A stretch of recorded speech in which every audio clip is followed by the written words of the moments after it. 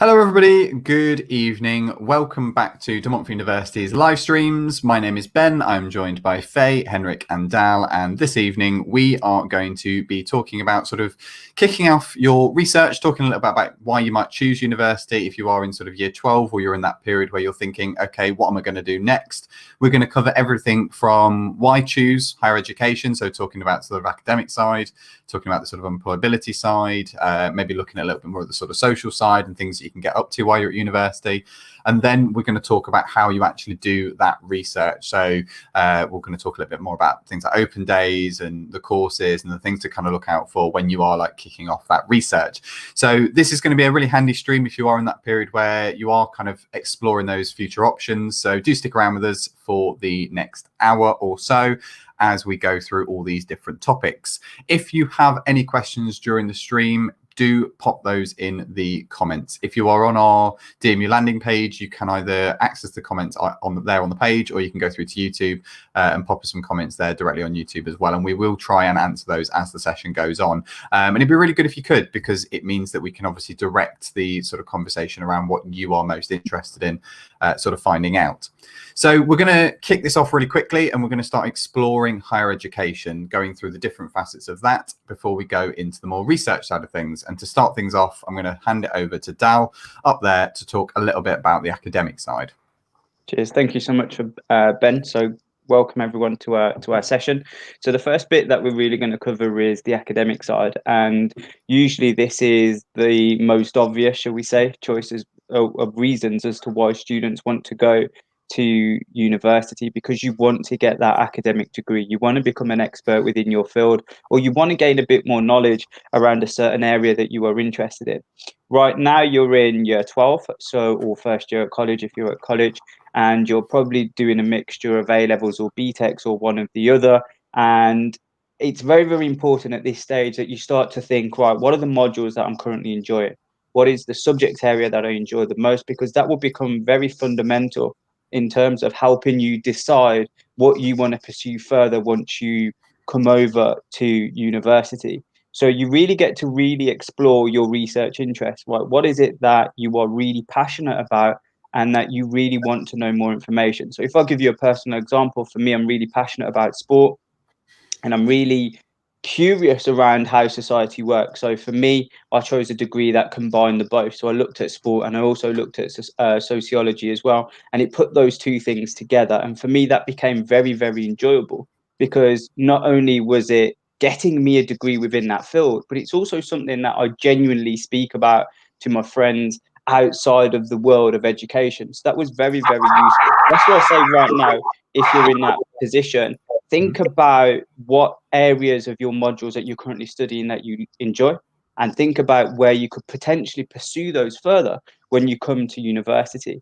You get to really access different parts of your identity. And now this might come across as a bit confusing, because you're probably sitting there thinking, well, you know what? I know who I am. I know what it is to be me. But when you come to university, especially when you're surrounded with like-minded individuals, you start to be open and be receptive to other people's way of thoughts.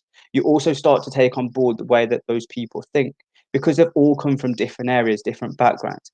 At the moment, you're probably used to people from your surrounding area, so wherever you guys are from geographically. When you come to university, you're in a melting pot with people that come from different corners of the world, and they all have very, very different opinions on the same topics that you guys will potentially be studying.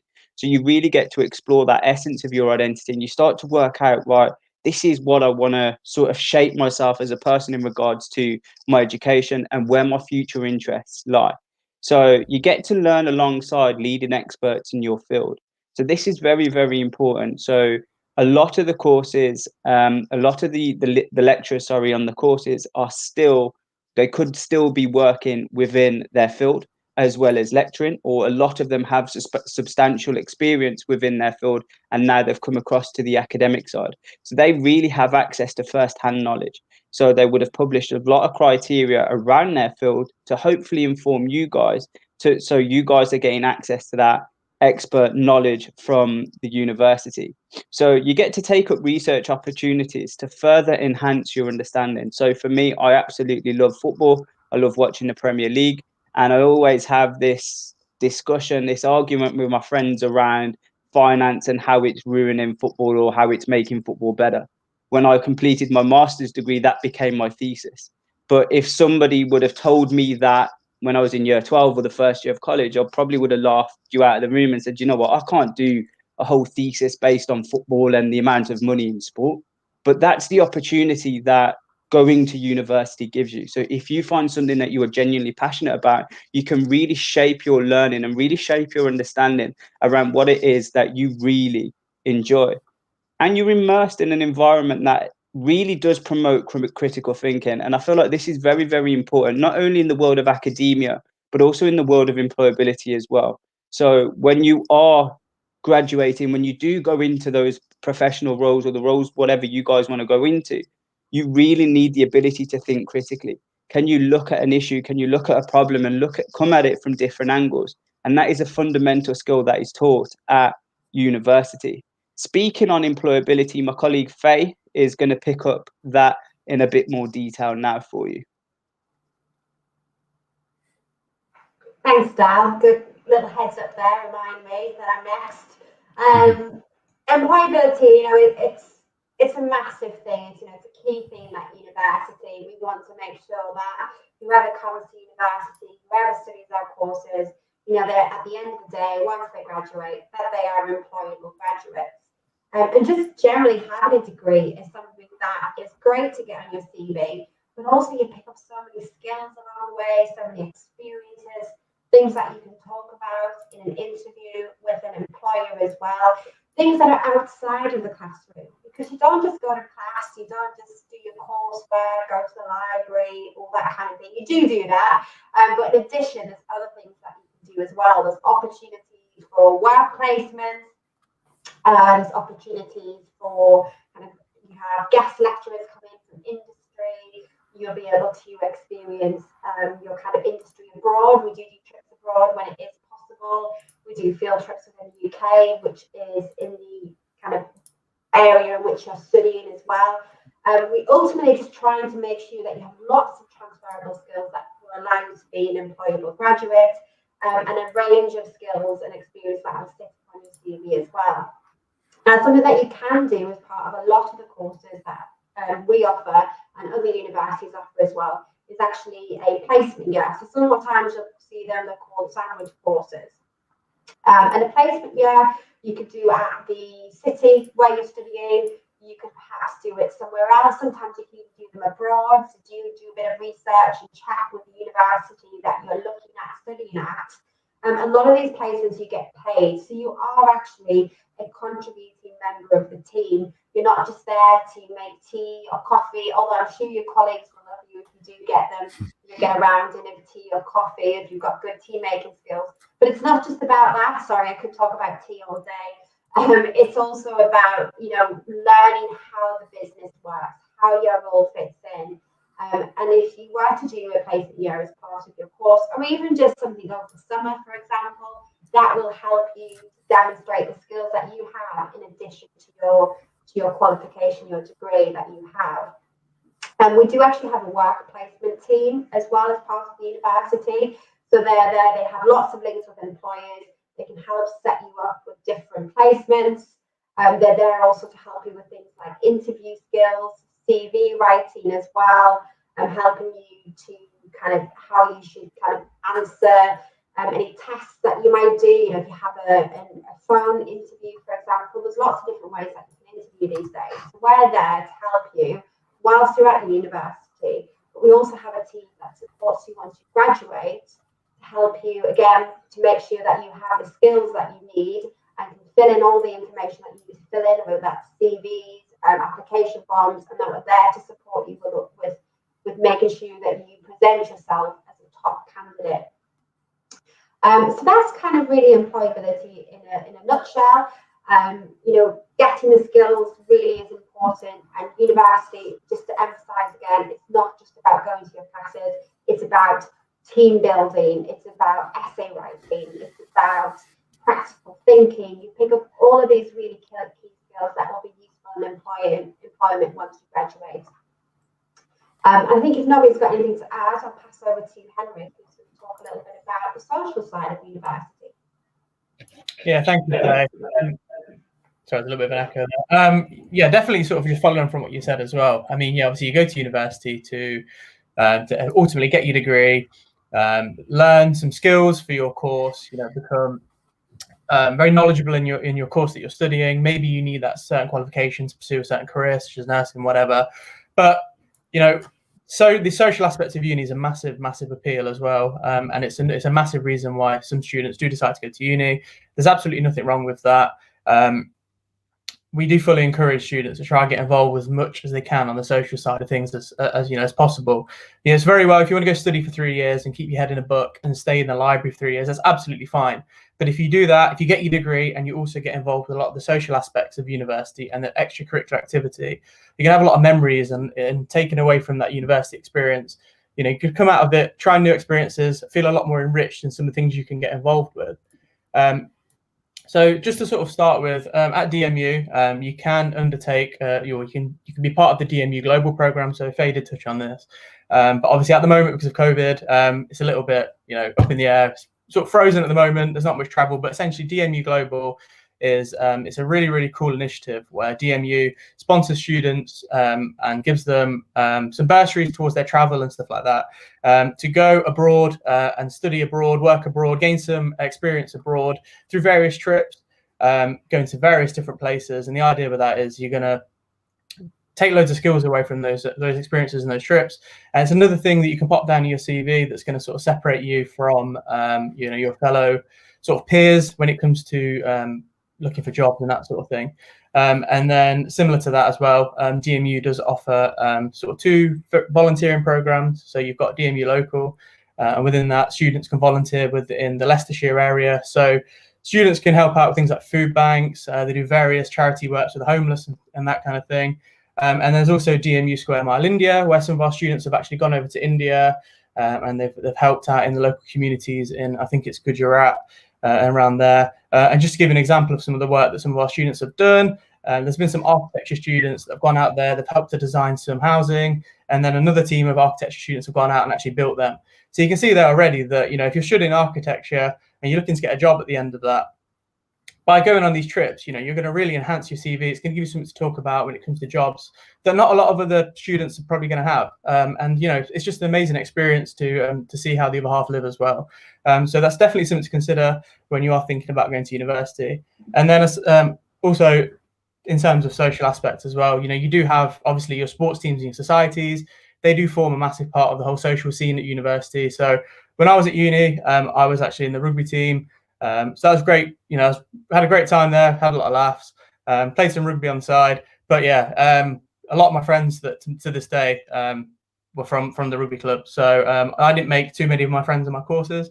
So a lot of them were through the actual rugby team. But by being part of a society or a sports team, you do get to sort of mingle with like-minded individuals. If you want to go on nights out, training, sports training, that sort of stuff, if that's your thing, it's a really good opportunity to make new friends. But not all the societies are all about sort of boozing and all that kind of stuff going out. There are a lot of societies that are, in terms of staying in, doing non-drinking activities, that kind of stuff. So you don't have to feel like you have to sort of get involved with the whole partying aspect if that's not your kind of thing. But if partying is your thing, maybe Freshers Week is a massive opportunity for you to blow off a little bit of steam. So obviously everyone's heard about Freshers Week. It's one of the massive sort of talked about, discussed things that start, just before university starts. And really that is just an opportunity to, if you are into partying, that sort of stuff, you can blow off a bit of that steam before you actually start. But if you're someone that's a little bit more quiet, a little bit more reserved, you can also use this as an opportunity to maybe find yourself within your new city, find your new housemates, start breaking down some of the barriers that you might be a little worried about. So yeah, I mean, that happens every year. So if you're into that sort of thing, you can look forward to Freshers Week every year. But yeah, I mean, that's pretty much the social thing. I think what we try to tell students is, when you are, so you've decided maybe what course you want to study and what university you want to go to, but then start looking at what extracurricular activity there is on the side that's sort of like the cherry on top of that cake for, where you want to go. Do they have a sports team that you're interested in? Do they have a society that you're interested in? Do they offer trips abroad to places that you'd be interested in going to? And really start sort of thinking about those extra things when you are sort of making a decision about maybe where you're going to put as your firm choice and your insurance choice when it comes to applying through UCAS. So yeah, that was just a little bit about the whole social scene of university. I think now we're going to start talking about and actually how to start your research. I think we're going to go back to you, Ben. I'm right there. Yeah, I think so. Yeah, brilliant. Thank you very much, everyone. I think that was a really good wrap up of just some of the opportunities that university can provide you, which is why we're going to jump kind of into the sort of research side now. And I think as we kind of go through this, there'll be some really good opportunities to kind of obviously talk a little bit more about the sort of things that we did when we were researching, just to kind of give a little bit of context to that and the sort of experiences we had when we were going through this process. So in terms of some of the things we're going to talk about now, research is really important. Don't kind of just jump in with, okay, I'm going to go to X university because it's the closest one to home, or because all my friends are going there, or even because, you know, mum and dad have suggested that this is the best university for me. It's important to consider all of the things that Dal, Faye and Henrik have just talked about, you know, all the way from the course and the academic stuff to the employability stuff, all the way through even to the social stuff. And that social side of it may not have even been something you were considering, but actually if you are, let's say for instance, interested in playing as part of a sports team, that could be something that factors into your research. So it's really important that you kind of understand what you want to get out of this opportunity and what your kind of personal interests are. So that's where you can start to kind of make a bit of a checklist, a bit of a list of things that you know you want out of the experience, and trying to tick as many of those boxes as possible as you go through the process. And we're going to talk a little bit more about how to kind of do that in just a moment. So obviously understand the requirements and understand what that university must have for you, and start checking off some of those lists. And that's where you can use a lot of these sort of university websites. So obviously Google is going to be a fantastic resource for Googling some of those different universities. But actually there is a website and a service called UCAS, which you will become very familiar with as you go through the application process. And that has a search tool on there that will allow you to actually search for university courses or search for different areas that you want to go into. And that really should be your best place to go when you actually start doing that research. You can type in anything you like into that website and it will let you know what universities offer those particular courses. So again, find out what information you can and start to develop that list and start to develop those requirements so that you can start making a really, really informed decision as to what you want to do. Now, at the minute, obviously, it's very difficult to attend things like open days and taster days and workshops that universities normally offer. We are going to come into open days in just a second, but we are putting on, as you've noticed from today, a lot of live stream sessions, which give you the ability to just get a little bit of insight into what that university offers. So during this, obviously, slightly different time in the world where we are doing everything a little bit digitally, you've got more access to stuff online than you would have ever had before. Universities are making a really conscious effort to put lots of their resources online, which is a really positive thing, because it means that even from the comfort of your home, you're able to talk to staff and students such as us. We're not students, we're staff, I should clarify. That allows you to get a bit of an insight into that university and just find out what they can offer you. And if you know you've got those specific requirements because you've made a bit of a checklist, you can go into those live streams and start asking those questions. So that's really important that you do start to just kind of pick out all those different things. And when you look at the UCAS website, you will see there are hundreds of universities and thousands of university courses. So alongside some of the things that we are going to talk about in terms of research, that's why it's really important that you do start to filter and narrow down so that you are able to kind of focus that decision into a much more narrow choice and into your final decision, which, just to give you a bit of a spoiler into what happens in the application process, you can make up to 5 university choices on your UCAS application. So from those thousands of courses, you've got to narrow that down to 5 courses. And you will find that going onto the UCAS website, you will find that you're slightly overwhelmed with choice of the things you can sort of study at university level. So that's why this research side of it is going to be really important. So I've just mentioned open days, and I said that that was going to be one of the key ways that students typically find out about universities. So what I'm going to do is I'm going to chuck this over to Dal to tell us a little bit more about what you can expect from a university open day. Sure. Thank you so much, Ben. So open days are an essential tool for you throughout your research process, and it's something that we highly recommend you guys to utilize in order for you guys to make an informed decision. As Ben said, there's thousands and thousands of courses on UCAS, and there's hundreds of different institutions right across the UK. And as Ben rightly said, you've got to narrow that down to 5. So it kind of makes the whole process a bit more difficult and a bit more complex when you are narrowing down to just those 5 choices. Excuse me. So really think about what each university has to offer, and your best way of being able to do that is via visiting an open day. At the moment, we're finding ourselves doing open days digitally. So you can log online, you can book your place online, and then you can go and explore what that university has to offer.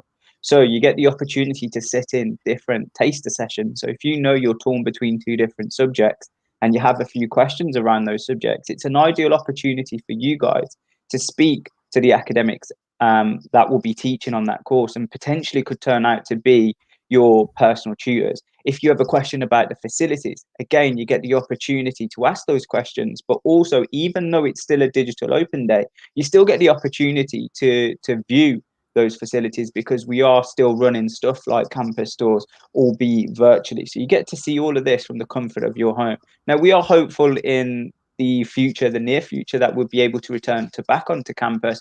But as for now, there are many benefits for you guys to attending a digital open day. So you also get the opportunity to speak to current students. And for me, this is fundamental. It's absolutely vital, because it's an uncensored an account of that university. We physically cannot police the responses from all of our student ambassadors that work on the open day. So if you wanted to ask a question to one of our student ambassadors or someone who's currently studying the course that you're interested in, you're going to get an uncensored answer. You're going to get their honest answer and their honest views on how good that course is in their opinion, or what the facilities are like in their opinion, and how well they've settled in from this transition from college or sixth form into university. So have a look at the accommodation as well. So again, even though it's digitally, you still get the opportunity to sit in a accommodation type session. So whereby we'll be able to showcase you various elements to our accommodation. But the biggest tip that I can give you in regards to open days is you're only going to get out what you put in, essentially. So if you engage with the open day, it's going to be far more beneficial for you, as opposed to you being really passive and not really engaging with the content that we're putting out there. Remember, it's a tool for us, for you, and it's all designed to help you in terms of making your decision. I don't know about you guys. How did you guys utilize open days? Yeah, I think they're great fun, because generally, as you just said there, the university tends to put on a bit of a song and dance. There's music playing, there's students around, so they're good fun. And I wasn't sure about a couple of different subjects, so I actually got to go to 2 different areas and just kind of find out a bit more about them. So that was how I kind of used the sort of open day structure, because I was able to just go and explore a couple of different course areas in the day, sort of dragging my dad around different parts of campus to go and find out about stuff, which was good fun. Anyone else? I think my dad enjoyed it more than I did. He's come with me to different cities. I started to worry a little bit that he was actually going to come to university with me.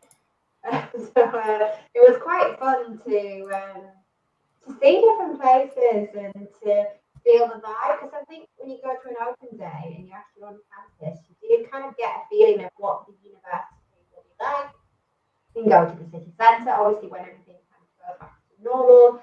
You can go to what Santa's like, have dinner, maybe you even stay in accommodation and you go to an open day as well. So you kind of make a weekend out of it. Depends how far you're looking, really. I think I was looking really far away because my parents told me to go really far away. And some people might just want to be local. Yeah, the vibe's essential, isn't it? So like once you actually go onto the university campus, you will get that vibe. But hopefully we're also able to emulate that vibe digitally as well. So hopefully, even though we can't actually give you the DMU vibe, so to speak, hopefully we can try and sort of replicate it digitally by the sessions and by the honest feedback that you'll get from both staff and student alike. Anything from you, Henrik, before we move on to the next section? Yeah, I mean, thinking back when I went to, I'm gonna be brutally honest. I only went to one open day. So when I applied, I didn't go to the remaining 4 unis that I applied to. So yeah, I had my heart set on going to one place, so I only went there. But yeah, when I went with my dad, I was taking my dad around, but I'm pretty sure he ended up asking significantly more questions than I did, because we all know what parents are like. They like to ask lots of questions about all the nitty gritty and everything in between. So yeah, it's a really good opportunity for your parents and your rents and your guardians as well. If they're in, obviously you're going on this journey sort of together, they're there to support you. So feel free to get them involved. Same again for the digital open days. If you want to sit there in your lounge in the morning on a Saturday and you just want to pop it on your laptop. Your parents can watch along as well. But yeah, do take full advantage of the digital open day. And I guess that's one of the beauties of the fact it is digital now. You know, you can do it from the comfort of your own bed if you really want to. So, you know, yeah, why not? If it's there to use it, you might as well. We do fully encourage that you ask as many questions as you can.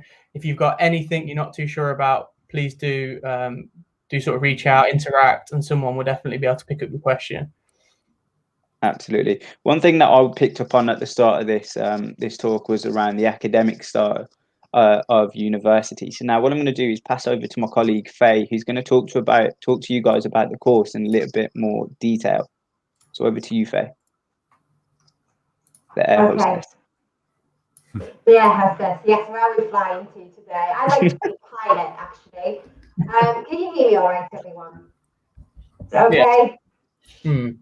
Struggling a little bit today. I apologise with my sound. But what am I talking about? I'm talking about the course, right?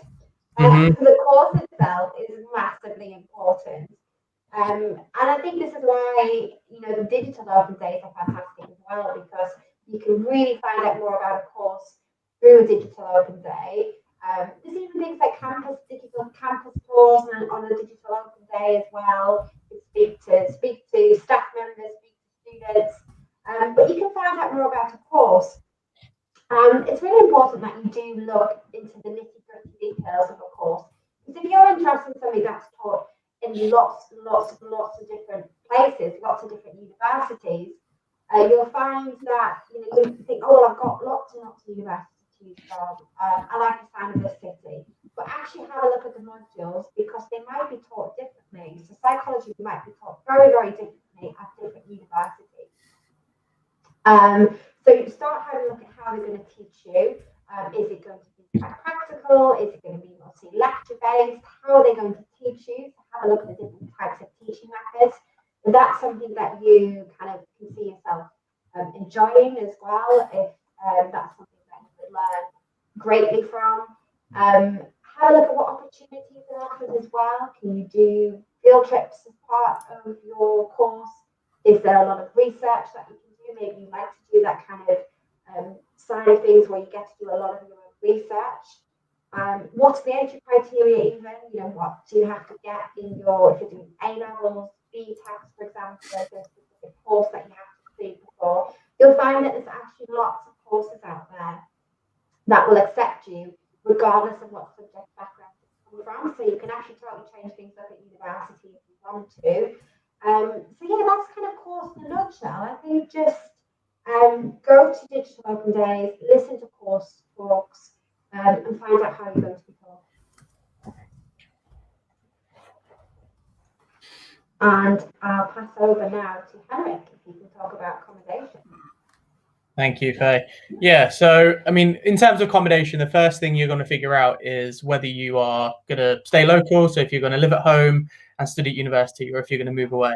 Obviously, if you are going to stay at home, then you're not going to need to worry about getting accommodation. But if you're in the other camp where you're going to move away, probably anything longer than a 45 to an hour commute, you might be worth looking at accommodation, just for simply the ease of being on campus, being able to get to your lectures at 9 o'clock in the morning on time. But yeah, so, you know, there's a lot to consider when it comes to actually thinking about your accommodation and what you're after, really. And a lot of it will come down to your personal preference, potentially your budget, and just your taste, really. So in terms of accommodation, you typically have your student halls, so your actual halls that are managed and owned by the university you're studying at, and that's where majority of students will probably live in their first year.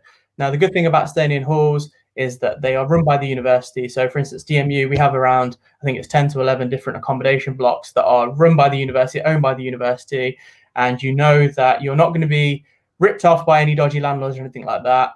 Another benefit of living in accommodation, living in halls, is that it's a really good opportunity to make friends. So a lot of the friends you'll meet during your first couple of days when you move in, or freshers week, that kind of thing, will typically be in your halls. I mean, just to caveat that, most people don't know who they're going to be living with when they go into halls, so it's pretty random. You get put with random people, but it's a really good opportunity just to meet new people, gain new experiences, and that kind of stuff. There is also privately owned accommodation. Now, that tends to be more, applicable for students after their first year. So, for instance, what I did, I lived in halls in my first year, and then in my second year, I moved and lived in private housing with a few of my friends, just to sort of, live in a house, get a little bit more. You decide then who you want to live with, pretty much essentially. So, me and three of my friends decided we want to live together. So we moved into a house together. But same again, it's your preference. I mean, not a lot of students stay in typical halls throughout. They do tend to move into private accommodation, or they might even decide that maybe for second and third year, you do want to live at home and travel in if it's not too far away. But then you do have your different preferences that you want to consider when it comes to actually picking your accommodation. So maybe you're someone that is desperate to have an ensuite. Maybe you want a studio flat that's got your own kitchen in there because you're bothered about other people, making a mess in your sink and that kind of stuff. Maybe you want single-sex accommodation and mixed-sex accommodation. These are all things that you can determine, you can choose when it actually comes to picking your own accommodation. So it's not like you have to take one-size-fits-all accommodation. You can choose quite a few different things. Some will have slightly bigger beds. Some will have, as I said before, the ensuite. But the only thing that reflects this is the cost. So typically, if you go for a studio flat that's maybe got your own ensuite, it's got your own kitchen, your own little eating space, you might pay a little bit more. If you are looking to stay in accommodation that has maybe shared washing facilities or shared kitchen facilities, it might be a little bit cheaper. So another thing to consider when it actually comes to thinking about your budget, when it comes to your accommodation, typically the more you sort of share with fellow housemates, the cheaper it will be per week or per term, however you want to pay for it. And yeah, it's just same again. It's just another thing you want to consider. So I think accommodation is a massive important part of your student journey, really. It's going to affect your finances, so you do need to bear that in mind. The more you spend on your accommodation, potentially the more you might have to budget, or you might have to get a part-time job to help top up your funding for that accommodation. But if you are to live in a studio flat, you are going to be on your own, so it's not going to be quite as social. So it's definitely something to worth bearing in mind. But if you are going to live in typical accommodation that's maybe got, say, 7 other people, it's going to be a really good opportunity to make friends and that kind of thing. So if it's something you might be a little bit nervous about when actually going to university, it's definitely something you want to consider. And it's another thing that's going to form part of your university experience, really. I don't know if any of you guys lived in accommodation when you were back at uni. Yeah, I did. I know Faye was really itching to go then. I could almost tell. I stayed in Leicester, so I'm from Leicester anyway, and I actually ended up staying in Leicester to go to DMU. But I still moved into halls because I kind of wanted the best of both worlds. I could stay in halls, but still take my laundry home to my parents very easily. And the other reason for that was because I had part-time work in Leicester anyway, so I thought, well, I could stick around. I get, as you said there, a bit of independence is all kind of part of the university experience, being able to kind of move out. So yeah, that's the reason I did it. I should caveat that by also saying that a lot of students do stay at home as well. So we're not saying that to go to university you have to jump into accommodation, but then you've got to consider the factors of commuting and all that sort of stuff. So, and some students do feel like they can kind of miss out on the experience. But on the flip side of that, there are also positives to actually staying at home. And I know it was something that Dow did sort of later on into his university career. So I'm sure he can sort of expand a little bit more on that. But Faye, sorry, I'll let you jump in as well. Yeah, I moved away for my accommodation experience. For my university experience overall, I couldn't commute. It was 2.5 hours away from home. But because a lot of people are in the same situation, I know some people worry about not knowing anybody, for example, but lots of people are in the same situation. And even Ben, who decided to move into halls of residence within Leicester, I imagine you didn't perhaps know anybody within your halls, Ben, even as small of a world it can seem sometimes. Everybody's in the same situation, that they'll go out, they'll start chatting to each other, and I guess just put themselves out there to make friends. And I think for me it was a really good way of finding my 2 feet, being independent, getting myself up for lectures. I'm sure a lot of people do that already, but I think it was just knowing I couldn't rely upon somebody if I decided to ignore my alarm that was ringing and going off. And I guess, yeah, it was nice just to meet a friendship group, to live together, to cook together, go out together. So yeah, I think that was it was quite a nice experience living in a student accommodation. See, for me, it's all about the flexibility that accommodation gives you. So, like, say, for example, if you guys decide that I want to spend a year out and 2 years at home, that's more than okay to do that. So, one thing that you've got to be aware of, if you are going to be doing that, make sure it is in a commutable distance. You don't want to be doing a FE and traveling 2.5 hours in your second and third year. But if it isn't too far away, so for me, mine was okay. So my university, I think, was only around an hour away from where I live. So for my first year, I moved out. Years 2 and 3, I came back home, because what Faye was referring to was, for me, in terms of responsibility. And sometimes the student lifestyle went to my head a little bit, and I was too much on the social side, and I was sort of neglecting the academic side. And then I had to really have a conversation with myself and say, right, Dal, we need to try and find a balance here. So years 2 and years 3, when the degree got serious, I came back home, and then I would occasionally just spend the night on the sofas with my pals in years 2 and years 3. If I did want to stay out, if there was a social event going on, I always had that option. But for sure, the point that I want to get across is that it's extremely flexible. So if you guys make a decision to move out in year 1 and then you decide to come home in years 2 and years 3, that's completely fine, and vice versa. If you do your first year at home and then you think, you know what, actually I fancy a year out, you can still try and sort out either university accommodation or private accommodation, if you want to have that friendship group, living in that friendship group type of experience.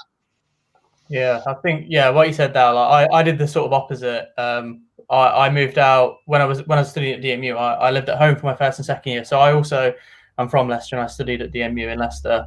I moved out to private housing with a few of my mates in my final year, which probably reflects in my grades a little bit. But I had a good time, so I don't have any regrets really. But yeah, I mean, typically most people will potentially do it the other way around. So maybe their first year, because there's maybe a little bit less pressure academically on you about what you sort of need to hit for your grades and that kind of thing.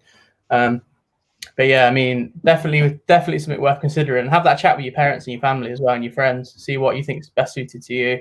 I think if you're someone that's maybe a little bit in your shell, it's actually a really good chance to, maybe gain a bit of confidence, come out of your shell by meeting new people, learning to cook, learning to budget, do your own laundry, that sort of thing. There's so many skills that go with sort of moving out and living away that you do take into sort of later life that you maybe don't think about at the time. So yeah. Mm-hmm. Yeah. Just before we move on to the next section, actually, Henry, we've just had a question come in that you might be able to sort of quickly answer. So Kate has asked, thank you very much for your question, Kate. Is student halls a much louder environment compared to living private? What are your sort of initial thoughts on that? No, I think it's totally random. I think it would be completely, it could be one night of the week, it could be your halls is louder, one could be private's louder. I think, if you're going to live in private, it depends what you mean by private. You can live in private halls that tends to be like a studio setup. So we have something called it's a private hall accommodation called Code. That tends to be a little bit more. It tends to be a little bit more quiet because it's one person in one room.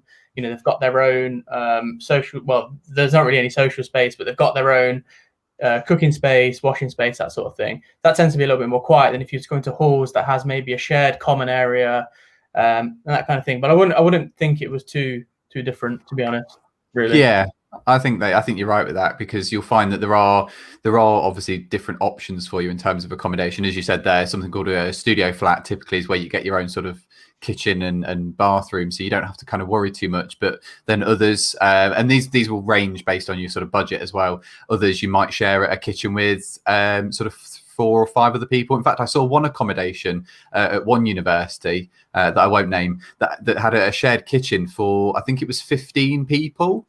But it had like 4 hobs and like 5 fridges. It was massive. So you can imagine stuff like that would feel maybe quite busy and quite hectic. So it's really down to sort of personal preference. And this is why obviously we're talking about research. It's really important that you sort of investigate things like that. Faye, Dow, anything that you wanted to add to that? I would just say it depends on your social group or the people that you're living with or living by. So for my guys, there was a bit rowdy at times. So it doesn't matter where you would have placed us, wherever we were, it could have got really loud. So I suppose it just depends on who you're around as well, as opposed to the type of environment or the type of accommodation that you're living in. So there's like Henrik was saying, there's a lot of factors you need to take into consideration with that question. Yeah, definitely. Faye, I know you're moving on to not accommodation, opportunities next. So feel free to obviously add anything to that question or jump straight into opportunities. I think just with accommodation, if you do move into halls of residence and you don't necessarily know who you're going to live with, I think it's just important to have that conversation with them. If you've got any deadlines coming up or an exam week or day or something, just to have that kind of clear communication going with people and say, look, if you're having a night out, great, but I have got an exam tomorrow, so just bear in mind. And you can just have that conversation. And I think as long as you're open about these kind of things, everybody's pretty cool about it.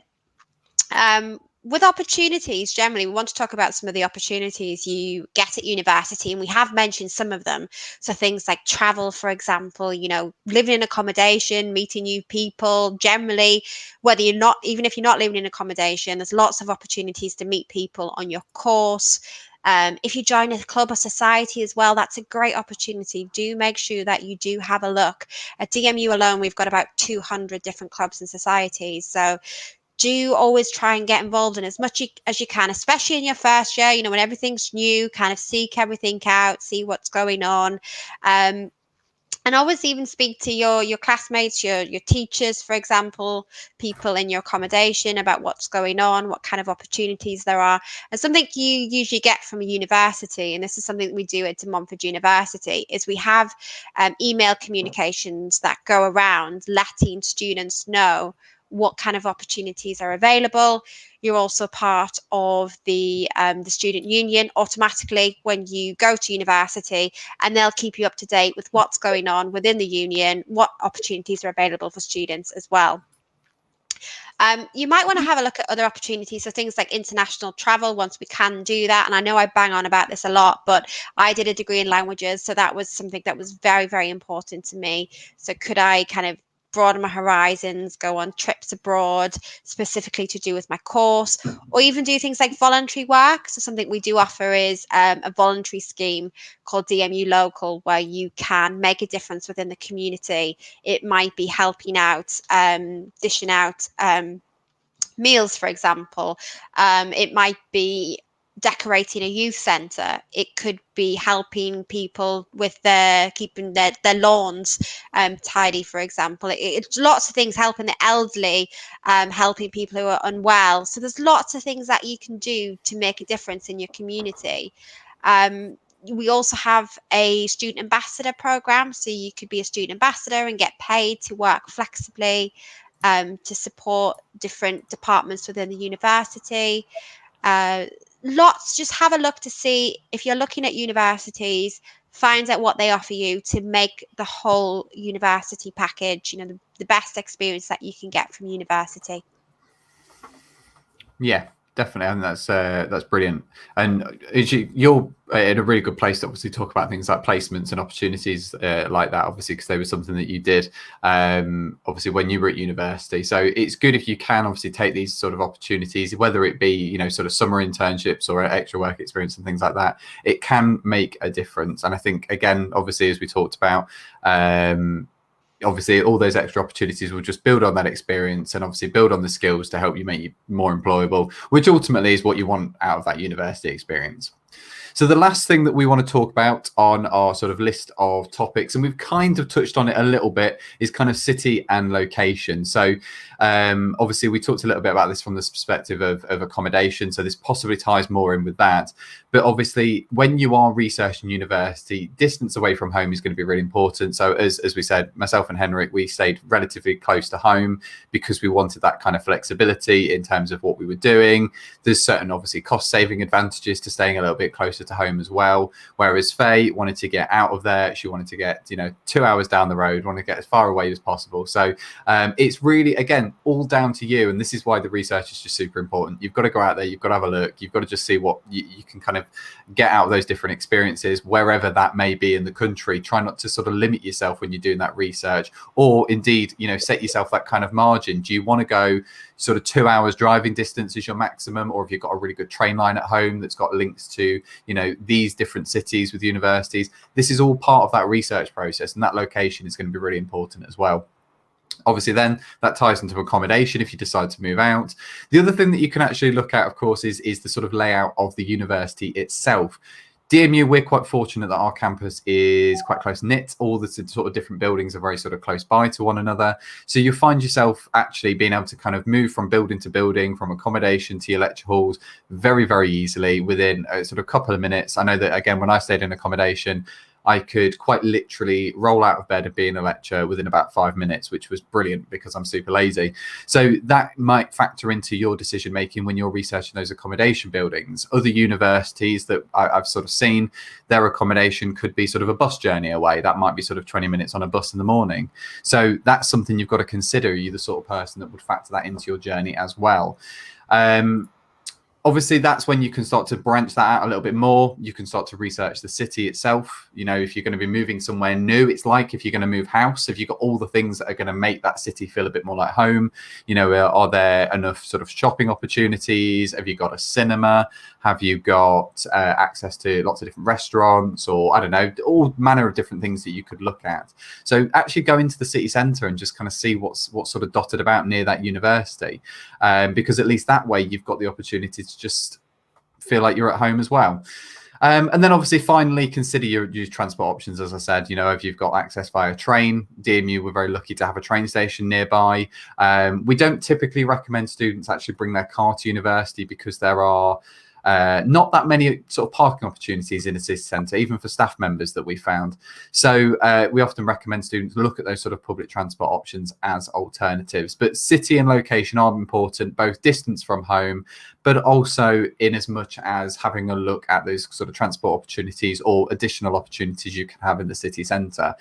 We've not really talked about sort of part-time work today, but that might be another factor to the city centre, is just seeing what part-time opportunities there are in that town centre or city centre.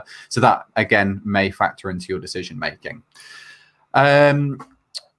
So I just spotted that we've just had another quick question come through. This is talking a little bit more about, thank you very much for the question, by the way, talking a little bit more about schemes like Spring Week. Is this sort of like a reading week type thing, or perhaps looking more at sort of placements? So does somebody want to sort of tackle this question, maybe looking at it more from a placement perspective, I think is where we can take that question perhaps.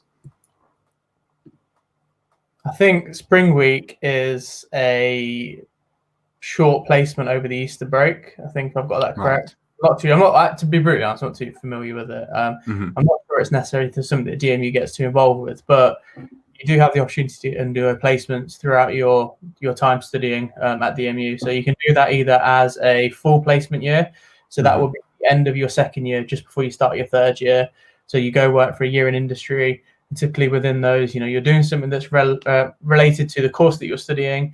You can do that either, you know, here at DMU. You can potentially do it abroad. You can do it in London, wherever you'd like, and you typically get paid a salary for that as well. So that ranges from, you know, around 18 to the sort of, you know, low 20,000s. And the idea with that is you gain a lot of experience and networking that you might be able to take back to, you know, future careers. And then you can do summer placements, summer internships. And then I know this DMU does something as well called, I think it's called DMU Grad Champions. That is at the end of your actual third or your fourth year, once you've actually finished studying, you can do a 6 week placement, at DMU, working in various teams. If you are struggling to get that graduate employability, and the idea within that is you can gain some experience. And it's same again, it's something to pop down your CV. It's something to talk about at job interviews. And DMU actually gives you that experience within the university, which is a nice little touch, I think. Cool. Yeah, I'd not heard of a Spring Week before. So they've just said, yeah, it is. It's that sort of opportunity during the spring term to do a short internship. And as you said, you don't have to take the year-long placement. Obviously, that's the main sort of thing you hear about with universities. Faye talked about it earlier, that side, about the sort of year-long placements that you can do, the sandwich courses, but you can do short internships. I did a summer internship, and that was really good for me to sort of develop additional skills. So there are other opportunities, if it's not called Spring Week at DMU, but we do have those other opportunities. Faye, Dal, anything to add on that? No, I think Henrik covered that perfectly. Yeah, absolutely smashed it.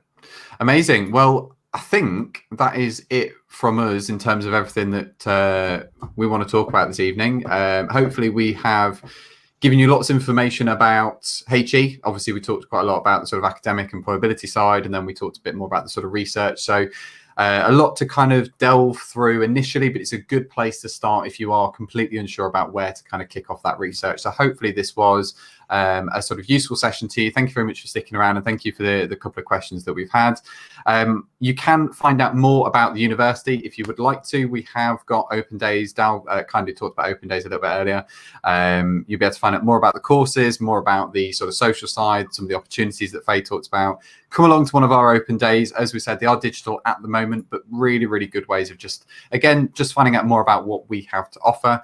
The link is currently in the comments. If you just scroll up a little bit, you should be able to see it there, and it is also on screen, so you'll be able to obviously make a note of that as well. And then we are, as I talked about earlier, we are doing other sort of live streams and stuff that will, again, give you a good opportunity just to find out more about what we've got to offer. We are going to run, so us in this team, we are running more sessions about sort of research and university. We've been running sessions on student finance. So if you check out the page that I have just posted in the comments just there, which is that one on screen now, you can find out more about some of the live streams that we are running more generally. And that's a good way, again, if you are currently going through that process, sort of following on with some of these streams, and we'll help you through the process. But that's really it from us this evening. We hope you have a fantastic evening and you stay safe, and we'll see you at the next live stream. Thanks very much, everyone.